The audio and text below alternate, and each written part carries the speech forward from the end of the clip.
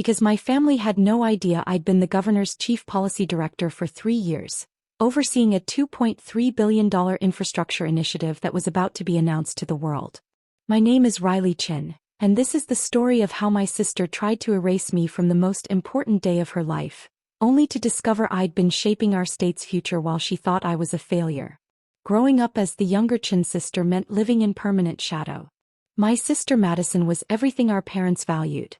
Pre-med at Northwestern, perfect SAT scores, engagement to a cardiac surgeon named Dr. Trevor Walsh whose family owned a chain of medical clinics.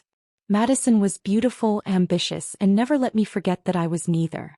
I was the artistic one. The creative type. Which in my family was code for, probably won't amount to much. When I was 17, I told my parents I wanted to study urban planning and public policy instead of medicine or law. My mother actually set down her teacup and stared at me. "Riley, be serious. How do you plan to support yourself with a degree in city planning? It's urban planning and there are actually a lot of opportunities in." "Madison is going to be a surgeon," my father interrupted. "She'll make a real difference in people's lives." "You want to, what?" "Fill potholes." Madison smirked from across the dinner table. "Maybe she can get a job at the DMV." The whole family laughed. I went to the University of Illinois anyway, studying urban planning and public administration. My parents didn't come to my graduation. They were attending Madison's white coat ceremony at Northwestern Medical School. "We'll celebrate you another time," Mom promised over the phone. "You understand that Madison's achievement is more significant, right?" I understood perfectly. The real fracture happened when I was 24. I'd been working for 2 years as a junior policy analyst at a nonprofit focused on infrastructure development. The pay was terrible, $38,000 a year, but I was learning how cities actually functioned, how policy decisions affected real people's lives. Madison had just finished her residency and gotten engaged to Trevor. My parents threw them an engagement party that cost more than my annual salary. The guest list included senators, hospital board members, and the medical elite of Chicago. I wore my best dress, a simple navy sheath from Target that I'd owned for 3 years. Madison took one look at me and whispered loud enough for nearby guests to hear, "Did you seriously come here looking like someone's secretary?" Her friends laughed. Trevor looked uncomfortable but said nothing. At dinner, when someone asked what I did for work, my father answered before I could, "Riley works for some little nonprofit. We're still hoping she'll find her way to something more substantial." "Policy work is substantial," I said quietly. "We're working on transit equity programs that help low-income families access." "That's nice, honey," my mother interrupted. "Trevor, tell us about your new position at Northwestern Memorial." I stopped attending family events after that. Madison called it being dramatic. I called it self-preservation. The only family member who understood was my grandmother, Papa, my mother's mother who'd immigrated from Taiwan in the 1970s. She'd call me every week. "Riley, do you like your work?" she'd ask in Mandarin. "I love it, Papa." "Then you're successful. Don't let them make you feel small." She died 2 years later. She left me $50,000, her entire savings. The note said, "Build something that matters." What my family didn't know was that my little nonprofit job had turned into something extraordinary. At 26, I'd been recruited by Governor Patricia Morrison's transition team as a junior policy advisor. Governor Morrison was a rare political force, a fiscal conservative with progressive social policies, someone who actually cared about infrastructure and long-term planning over short-term political wins. I'd written a white paper on equitable infrastructure development that caught the attention of her chief of staff. They brought me on board to help shape the administration's approach to transportation, utilities, and urban development. I was good at it. Really good. Within 18 months, I'd been promoted to senior policy advisor. By 29, I was director of infrastructure policy, overseeing a team of 43 people and a $2.3 billion state initiative to rebuild roads, bridges, water systems, and public transit across Illinois. I negotiated with federal agencies. I testified before legislative committees. I managed relationships with contractors, unions, and environmental groups. I turned the governor's ambitious infrastructure vision into actual policy that would affect 12.7 million people. Governor Morrison called me her secret weapon. The chief of staff said I had the best political instincts she'd seen in 20 years. I'd been featured in governing magazines, top 40 under 40 public servants, and had been a panelist at 3 national conferences on infrastructure policy. My salary was $187,000 a year. I'd saved aggressively and invested wisely.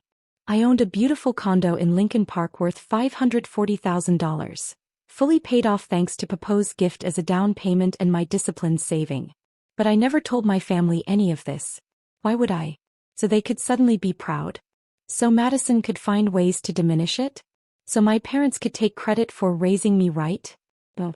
I built my career in silence, and it was the most liberating thing I'd ever done. Every family gathering I skipped, every phone call I kept short, every time I deflected questions about my work with vague answers. It was strategic. I was building something real while they assumed I was still struggling at a nonprofit. Madison thought I was living in a studio apartment in a bad neighborhood. In reality, I had 3 bedrooms, floor-to-ceiling windows overlooking Lake Michigan, and a home office where I drafted policy that would reshape our state. My parents thought I was barely scraping by. I had $340,000 in retirement accounts and another $180,000 in liquid investments. They thought I was a disappointment. I was having dinner with the governor once a month, discussing strategy for an infrastructure bill that would be her signature achievement. 6 months before Madison's wedding, Governor Morrison called me into her office. She was in her late 50s, sharp-eyed and direct. "Riley, I'm announcing the Morrison Infrastructure Initiative in 4 months. It's going to be the largest state infrastructure investment in 30 years. I want you as Chief Policy Director heading the entire program." "Ma'am, You've earned this. You've done the work, managed the politics, and kept us on track. The announcement will be at the spring gala. Black tie, full press corps, every state senator and representative. I'm making you the face of this program alongside me." "That's a huge amount of visibility," I said carefully. "You've avoided the spotlight brilliantly so far. But this is too big to hide behind. The program needs a director people can trust. That's you." I thought about my family finding out. About Madison's reaction. About my parents realizing what I'd built while they dismissed me. "I'm honored, Governor." "Good. Because I'm also introducing you as the daughter I never had in my speech. My chief of staff thinks it's too personal, but I don't care. You've been more loyal and hardworking than anyone in my administration. I want people to know what you mean to me. If you've ever been treated like the family disappointment, hit that like button and subscribe right now. You're not going to want to miss what happened next." Madison's wedding was set for Saturday, April 15th. The Morrison Infrastructure Initiative announcement and spring gala was scheduled for Saturday, April 15th. Same day. Same city. The universe has a sense of humor. I'd received Madison's wedding invitation 4 months earlier, an elaborate envelope with gold foil and a wax seal. Very Madison. The RSVP card was pre-filled with my name and one guest. I RSVP'd that I'd attend alone. Then 3 weeks before the wedding I got the text. It came at 9:47 p.m. on a Tuesday while I was reviewing budget projections for the infrastructure bill. "Madison, Riley, we need to talk about the wedding." Me, what about it? Madison, Trevor's family is very image conscious. The photos are going to be in society pages. We're trying to present a certain aesthetic. I stared at my phone, already knowing where this was going. Madison, I don't think it's a good idea for you to come. Me, you're uninviting me from your wedding? Madison, don't be dramatic. I'm just saying that your presence would complicate things. You don't really fit with the rest of the guest list. Trevor's family doesn't understand your lifestyle. Me, high lifestyle. Madison, you know what I mean. The nonprofit work, the modest living situation. It's just not the image we're going for. Mom and Dad agree. They discussed this. They decided together that I wasn't good enough to be photographed at Madison's perfect wedding. Madison, don't come to my wedding, your presence would ruin our photos. We'll do a family dinner another time. This is easier for everyone. I sat there for a full minute looking at that text. Part of me wanted to rage. Part of me wanted to send the screenshot of my last pay stub. Part of me wanted to tell her exactly who I was and what I'd become. Instead, I typed 2 letters. Okay. Madison, I knew you'd understand. Thanks for being mature about this. I didn't respond. I called Governor Morrison's chief of staff that night. Rachel, I need to confirm something about the gala.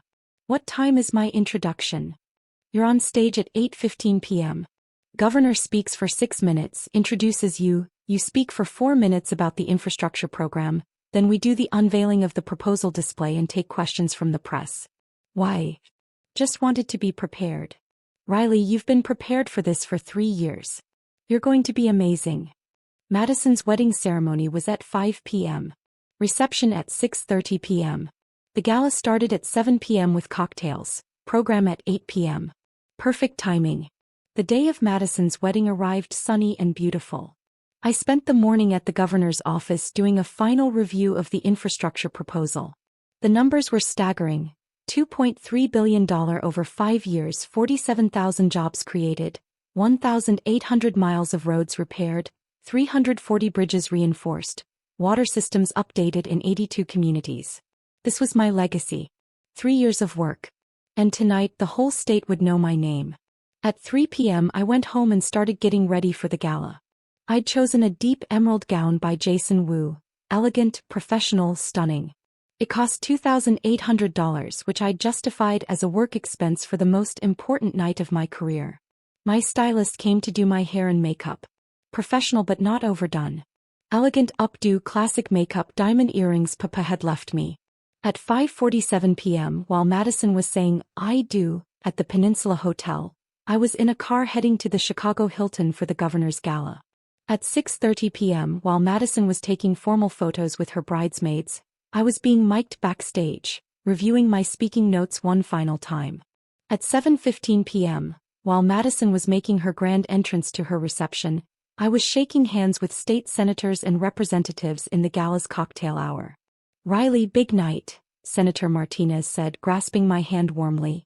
"I've been watching your work on this infrastructure bill. Brilliant strategy getting the environmental groups and the construction unions on the same page. Thank you, Senator. It's been a team effort. Don't be modest.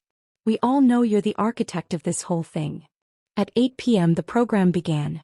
I sat at the head table with Governor Morrison, her husband, the lieutenant governor, and the Speaker of the House. A seat of honor. Governor Morrison squeezed my hand under the table. "Ready. Ready."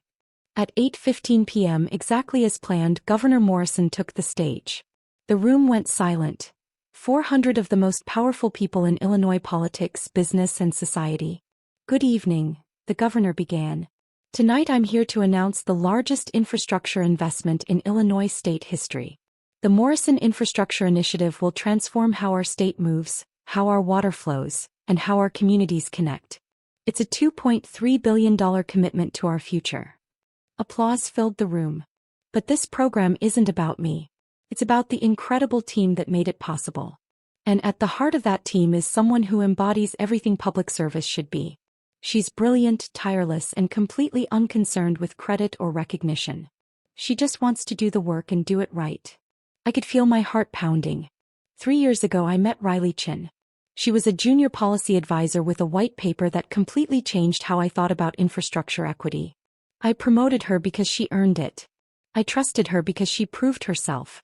And tonight, I'm proud to introduce her as Chief Policy Director of the Morrison Infrastructure Initiative. The spotlight found me at the head table. Riley has overseen every aspect of this program, coordinating with 43 team members, negotiating with federal agencies, managing relationships with contractors and environmental groups, and turning ambitious vision into actual policy. She's 29 years old and she's already shaping the future of this state. Governor Morrison's voice grew emotional. "I have 2 sons and I love them dearly. But Riley Chen is the daughter I never had. She's made me prouder than I can express. Riley, please join me on stage. Drop a comment and let me know where you're watching from tonight." I walked to the stage in a dream. The applause was thunderous. Cameras flashed. Governor Morrison embraced me like family before handing me the microphone. I spoke for 4 minutes about the infrastructure program, the communities we'd serve, the jobs we'd create, the legacy we'd build. My voice was steady, professional, passionate. Then came the Q&A with the press. The questions were sharp, technical, probing.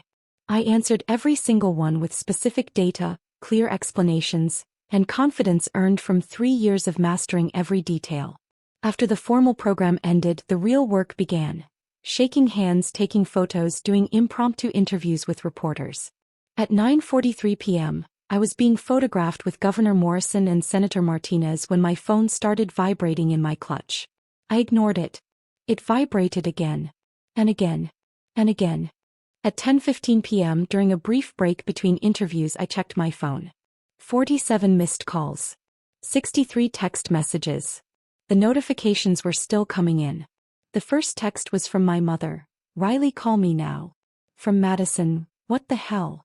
From my father, "We need to talk immediately." From Trevor, "Can you explain what's happening?" From Madison again, "You let us think you were nobody."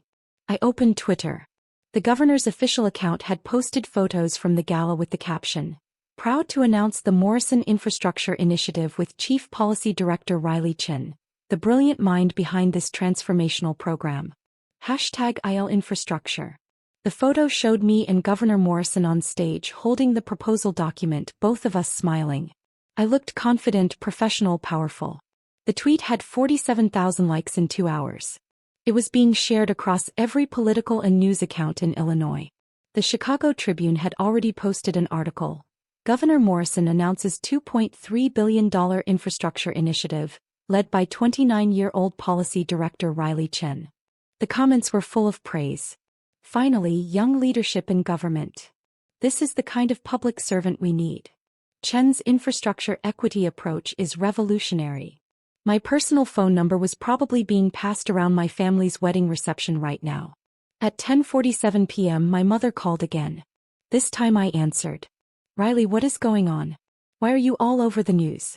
Why is the governor calling you her daughter?" "I'm at the spring gala, Mom. I'm working." "Working? You're on stage with the governor. Madison said you worked at a nonprofit." "I haven't worked at a nonprofit in 5 years. I'm Chief Policy Director for the governor's infrastructure program. I have been for the past 3 years." Silence. Then, "That's impossible. You never told us. You never said. You never asked. You assumed I was a failure and I let you keep assuming. Riley, this is insane. Why would you hide this?" "Because you didn't deserve to know. Because you uninvited me from Madison's wedding because my lifestyle would embarrass you. Because you've spent my entire life treating me like I wasn't good enough. Why would I share my success with people who never believed I'd have any? That's not fair. We're your family. No, you're people who share my DNA.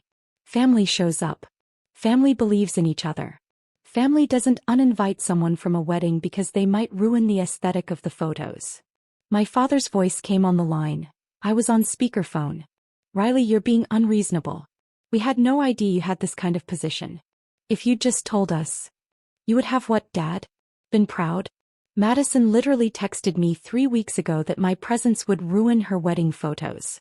"That was after you all decided my work wasn't significant enough to celebrate."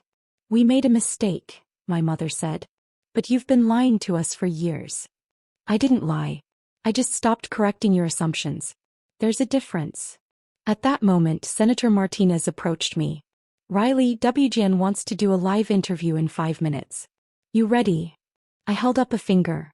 1 minute. "Mom, Dad, I have to go. I have a live television interview about a $2.3 billion program I've spent 3 years building. The same program you would have dismissed as government work if I'd told you about it 2 years ago. Please stop calling." "Riley, wait." I hung up. The live interview with WGN went perfectly. The anchor asked about my background, my vision for the infrastructure program, and what it felt like to be leading such a major initiative at 29. "It feels like responsibility," I said. "I have an obligation to the 12.7 million people in Illinois who'll be affected by these projects. Everything else is noise." Hit that subscribe button if you've ever had to prove yourself to people who never believed in you, because what happened next destroyed every assumption they'd made about me. Back at the Peninsula Hotel, Madison's reception was descending into chaos. According to texts I'd receive later from sympathetic cousins, the news about me broke during dinner service. Someone's phone buzzed with a Tribune notification. Then another. Then 10 people were pulling up news articles and Twitter posts. "Isn't that Riley?" Someone asked, showing Madison a photo of me in my emerald gown, standing on stage with the governor. Madison grabbed the phone. Her face went white. "That can't be right," Trevor said, reading over her shoulder. "Riley works at a nonprofit. She lives in a studio apartment." My mother was already on her phone, frantically searching my name. Every result was about the infrastructure program, my role as chief policy director, my profile in Governing magazine. "Oh my God," Mom whispered. "She's been lying to us for years." A guest overheard, one of Trevor's medical school colleagues. "Wait, the Riley Chen whose chief policy director is your sister? He's incredible. Her infrastructure equity model is being studied in policy schools across the country." "You know about her work?" Madison asked weakly. "Everyone in public health administration knows about Riley Chen. Her approach to infrastructure connects directly to health outcomes in low-income communities. She's brilliant." Madison's perfect wedding was unraveling. Half the guests were on their phones, reading about her sister's achievements. The other half were asking why Riley wasn't at the wedding. "Where is your sister?" Trevor's mother asked my parents. "Why isn't she here celebrating with you?" My mother had no answer that wouldn't reveal the truth. They'd uninvited me because they were ashamed of me. At 11:30 p.m. I received a text from Madison. "We need to talk. Now." I was still at the gala, networking with representatives who wanted to discuss the infrastructure program. I ignored the text. At midnight, my parents showed up at the Hilton. Security called me. "Miss Chen, there are 2 people here claiming to be your parents. They're demanding to see you. Tell them I'm unavailable. I'm working. They're causing a scene in the lobby." I sighed. "I'll be down in 5 minutes." I found them in the lobby, still dressed in their formal wedding attire. My mother was crying. My father looked angry. "Riley, this is ridiculous," Dad said. "You've embarrassed the entire family." "I've embarrassed you? I just helped announce a $2.3 billion program that will create 47,000 jobs. How exactly is that embarrassing? You knew about Madison's wedding. You knew tonight was important to her. And you knew I was uninvited. Madison made it very clear that my presence would ruin the photos. I respected her wishes. I stayed away. But you could have told us about this gala. About your position." "Why? So you could tell me government work isn't as prestigious as being a doctor? So you could find ways to diminish what I've accomplished? So Madison could claim I was trying to upstage her wedding?" My mother grabbed my arm. "Riley, please. People are talking. Madison is devastated. This is supposed to be her special day. It still is. I'm not at her wedding. I'm at my own career milestone, which happens to be on the same day. The universe chose the timing, not me. But the photos, the news coverage, everyone at the wedding is talking about you instead of Madison." I gently removed my mother's hand from my arm. "That's not my problem. I didn't seek this attention. The governor decided to make this announcement tonight. I don't control the news cycle, and I don't control what people choose to discuss at Madison's reception." "You could have warned us," my father said. "Given us time to prepare. Like you warned me before deciding I wasn't good enough to attend my own sister's wedding? Like you prepared me before years of telling me my work wasn't significant? Like Madison prepared me before texting that my presence would ruin her photos." Security approached discreetly. "Miss Chen, the governor is looking for you. The WGN interview is about to air and she wants to watch it with you." "Thank you. I'll be right there." I turned back to my parents. "I have to go. Congratulations on Madison's wedding. I hope the rest of the night goes well." "Riley, wait. No. I'm done waiting for you to see me. I'm done hoping you'll be proud. I'm done trying to earn love from people who've made it clear I'm not worth their respect. You taught me exactly how much I was worth to you. I just raised my price." I walked away. They didn't follow. The news cycle was relentless. By Sunday morning, the Morrison Infrastructure Initiative was front-page news across Illinois. And every story prominently featured me. The Chicago Tribune ran a profile. "Meet Riley Chen, the 29-year-old behind Illinois' biggest infrastructure program." It included my background, my policy achievements, and a quote from Governor Morrison calling me the most talented policy mind of her generation. The Daily Herald ran the headline, "Governor Morrison calls policy director, the daughter I never had, in emotional infrastructure announcement. Social media exploded with support. #Riley Chen was trending in Illinois by Sunday afternoon, with people praising young women in government, discussing the infrastructure program and sharing the photos of me and Governor Morrison. Madison's wedding coverage, which should have been in the society pages, was buried. The Tribune mentioned it in a 3-sentence brief. The photo they chose showed Madison and Trevor looking tense. It must have been taken after news broke about me. By Monday morning, my inbox had 347 media requests. Rachel, the chief of staff, helped me filter them down to major outlets only. Tuesday, I did interviews with NPR, The Wall Street Journal, and a national morning show. Each one focused on the infrastructure program, but they all asked about Governor Morrison calling me the daughter she never had. It's an incredible honor, I told the Today Show. Governor Morrison has been a mentor who saw potential in me when others didn't. She taught me that leadership means doing the work without needing constant recognition. I'm grateful every day for her belief in me. The interviewer asked, "Your family must be very proud." I paused for just a moment. I hope they are. But I've learned that building something meaningful matters more than external validation, even from family. The 12.7 million people in Illinois who'll benefit from this infrastructure program, they're who I'm accountable to. That clip went viral. People understood exactly what I wasn't saying directly. Within a week, the consequences for my family became clear. Madison called me 17 times. I didn't answer. Finally, she sent a text. "Riley, I'm sorry. I was wrong. I was jealous and insecure and I took it out on you. Please call me back." I didn't respond. My parents sent a letter to my condo, delivered by courier because they didn't want to trust the mail. It was 3 pages of apologies, explanations, and requests to talk through this as a family. I filed it away unread. Trevor's medical practice got unexpected attention. A journalist writing a follow-up piece about me mentioned that my sister had gotten married the same night as the governor's gala. The article noted, somewhat pointedly, that Riley Chen was notably absent from her sister's wedding, attending instead to her responsibilities as chief policy director. People connected the dots. The whisper network in Chicago's medical and social circles is vicious.